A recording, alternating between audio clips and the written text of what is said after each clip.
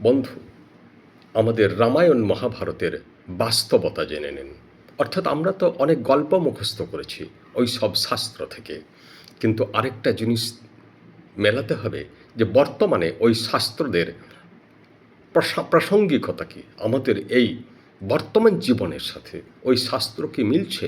কুরুক্ষেত্রের যুদ্ধ সে তো হয়ে গেছে, তাতে আমাদের কি? সেই রাম রাবণের যুদ্ধ হয়ে গেছে, তাতে আমাদের কি? সেই মহিষাসুর এবং দুর্গার সাথে যুদ্ধ হয়ে গেছে, তাতে আমাদের কি? আমরা এখন সেই শাস্ত্রগুলোকে কতটা আমাদের জীবনে লাগাতে পারছি বা প্রয়োগ করতে পারছি বা সমাজকে চিনতে পারছি, সেই চরিত্রগুলো কিন্তু আজও আমাদের সমাজে আপনি খুঁজলে পেয়ে যাবেন। যেমন ধরুন ধৃতরাষ্ট্র। ধৃতরাষ্ট্র মানে এমন একজন পিতা যিনি তার পাশাপাশি ছেলেদের জমি জায়গা লিখিয়ে নিয়ে নিজের ছেলের নামে করে দেন। সে হচ্ছে ধৃতরাষ্ট্র। অর্থাৎ সে কেবল নিজের ছেলেকে ভালোবাসছে, এখানেই সে অন্ধ। সে নিজের ছেলের দোষ দেখতে পাচ্ছে না এবং পাশের ছেলেরাও যে তার পুত্র সম, এটা সে বুঝতে পারছে না। শকুনি আপনি পেয়ে যাবেন চারিদিকে। এরা দৈহিক শক্তি বা জনবলকে বিশ্বাস করে না, এরা ক্রিটিক্যাল বুদ্ধির সাহায্যে মানুষকে ফাঁসাতে চায়। অর্থাৎ জুয়া খেলা, অর্থাৎ পাশা খেলা। ওর মস্তিষ্কে আছে এমন একটা দুর্ধর্ষ বুদ্ধি, যে বুদ্ধি রক্ত মাংসকের বলকেও পরাস্ত করে দেয়। তিনি দুর্যোধনকে সেই শিক্ষাই দিয়েছিলেন। আবার দেখুন কর্ণ। কর্ণ মানে যার প্রতিভা আকাশ ছোঁয়া, অলরাউন্ডার, প্রচণ্ড দানি, প্রচণ্ড দাতা। কাউকেই তিনি ফেরাতেন না, এমনকি নিজের কবচকুণ্ডল পর্যন্ত তিনি ইন্দ্রকে দান করে দিলেন। যদিও সূর্যদেব তাকে অলরেডি বলেই দিয়েছিলেন যে ইন্দ্র আসছে তোমার ক্ষতি করার জন্যে, অর্জুনকে বাঁচানোর জন্য, তথাপি তিনি দান করে দিলেন। কর্ণ এক মহৎ চরিত্র, কিন্তু কর্ণের সমস্যা কোথায়? কর্ণ এক বদমাশ লোকের সাথে বন্ধুত্ব করেছে, দুর্যোধনের সাথে বন্ধুত্ব করেছে। দুর্যোধন বন্ধু ভালো, ঠিক আছে, কিন্তু বন্ধুর চরিত্রটা দেখেও তো বোঝা যাবে যে লোকটা কেমন। ভালো লোক কখনো বদমাশের সাথে বন্ধুত্ব করতে পারে না, বা করলেও সেটা টিকে না। তো দুর্যোধনের সাথে কর্ণের যে বন্ধুত্ব হয়েছিল, এটা কিন্তু কর্ণ সঠিক বুঝতে পারে নাই। কারণ দুর্যোধন কোনো মহৎ উদ্দেশ্যে কর্ণকে বন্ধুত্ব করে নাই। দুর্যোধনের উদ্দেশ্য ছিল পাণ্ডবদেরকে হত্যা করা, পাণ্ডবদেরকে যুদ্ধে পরাজিত করে গোটা রাজ্যটা অধিকার করে নেওয়া। এটা কর্ণ বুঝতে পারে নাই। এটা কর্ণ চরিত্রের দুর্বলতা। দুর্যোধন কর্ণকে কেবল প্রভাবিত করেছিল যে অর্জুনকে হত্যা করো, অর্জুন ঠিক নাই। অর্জুন তো দেখুন কর্ণের শত্রু নয়, অর্জুন হচ্ছে দুর্যোধনের শত্রু। দুর্যোধন অর্জুনকে শত্রু মনে করে, কর্ণের শত্রু নয়। কিন্তু দেখুন দুর্যোধনের দ্বারা প্রভাবিত হয়ে কর্ণ অর্জুনকে শত্রু করে দিলেন। এমনকি কর্ণ দ্রোণাচার্যের কাছ থেকে ব্রহ্মাস্ত্র চেয়েছিল অর্জুনকে হত্যা করার জন্যে, কিন্তু দ্রোণাচার্য দূরদর্শী, তিনি দিলেন না। তিনি বুঝতে পারলেন যে এই বাচ্চা ছেলেটার মধ্যে প্রচণ্ড দুরভিসন্ধি আছে, যার দুরভিসন্ধি আছে তাকে কখনো এইসব অস্ত্র দিতে নাই। ব্রহ্মাস্ত্র বা যে কোনো শক্তিশালী অস্ত্র পাওয়ার অধিকারী সেই, যে যুদ্ধ করতে চায় না, যে নিতান্ত বাধ্য হয়ে যুদ্ধ করতে চায়, যে শুধু যুদ্ধ করে, যে ঘাতক নয়।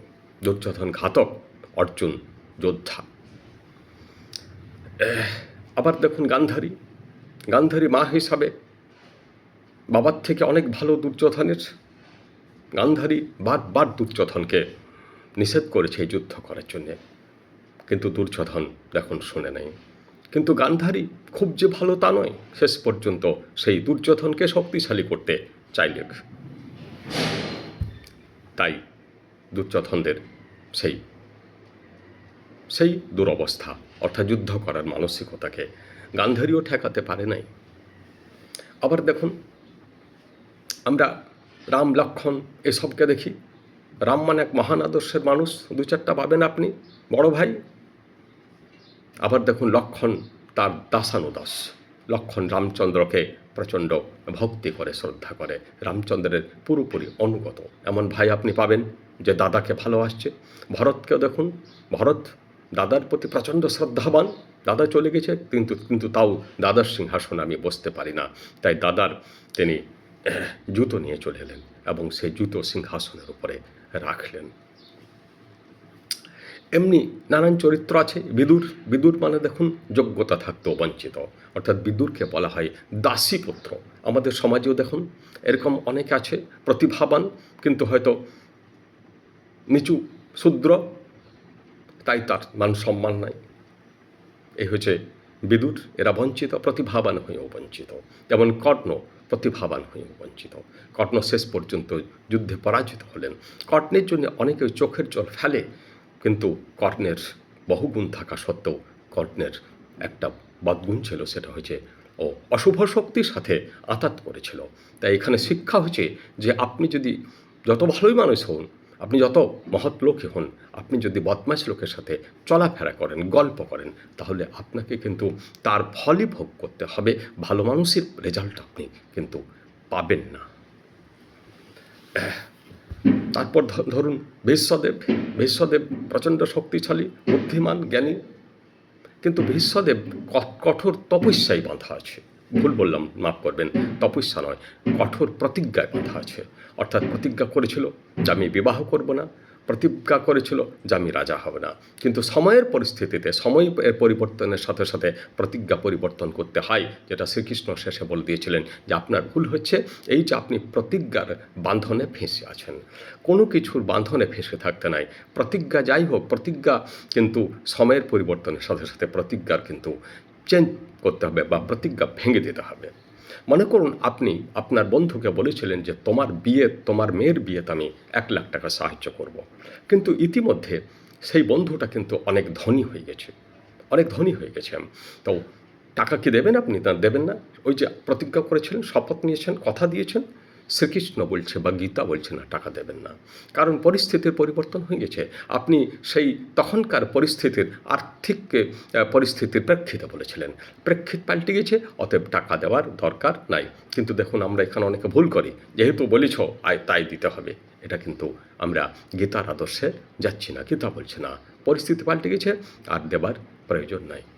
আর শ্রীকৃষ্ণ হচ্ছেন সব জানতা, জ্ঞানী লোক, উনি ভগবান। যেমন আমরা ভগবান পুজো করি, আমাদের শাস্ত্রে ঈশ্বরের পুজো, তিনি সর্বজ্ঞ, তিনি সব কিছু জানেন।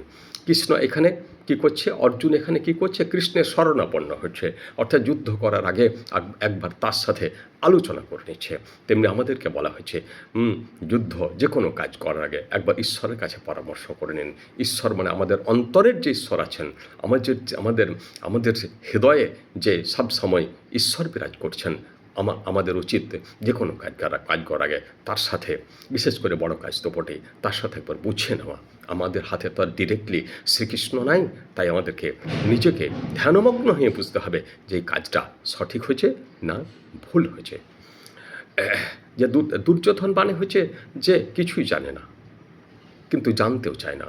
অর্জুন মানে হচ্ছে যে জানে না কিন্তু জানতে চায়। আর শ্রীকৃষ্ণ ভগবান মানে হচ্ছে যে সব কিছু সে সব কিছু জানে এবং সৎ পরামর্শ দিয়ে চলে। এটাই হচ্ছে আমাদের শাস্ত্রের যথার্থ বাস্তবায়ন। আমি আরেকবার আপনাদেরকে বলছি, আমাকে অবশ্যই লাইক, কমেন্ট, শেয়ার এবং সাবস্ক্রাইব করবে। পছন্দ হলে অবশ্যই লাইক দেবে, যুক্তিসঙ্গত কমেন্ট করবে, সাবস্ক্রাইব করবে এবং আমার ভিডিও অন্যের সাথে শেয়ার করবে, যাতে মানুষ শিখতে পারে, আমারও যাতে একটু প্রচার বাড়ে। আপনাদের আনুকূল্যে আমি অনেকটা বড় হয়েছি, আমার ভিডিও অনেক চলছে, কিন্তু আরও সহযোগিতা, আপনাদের সহযোগিতা অবশ্যই দরকার। আপনারা আমার সঙ্গে থাকুন, হাত বাড়িয়ে থাকুন। নমস্কার।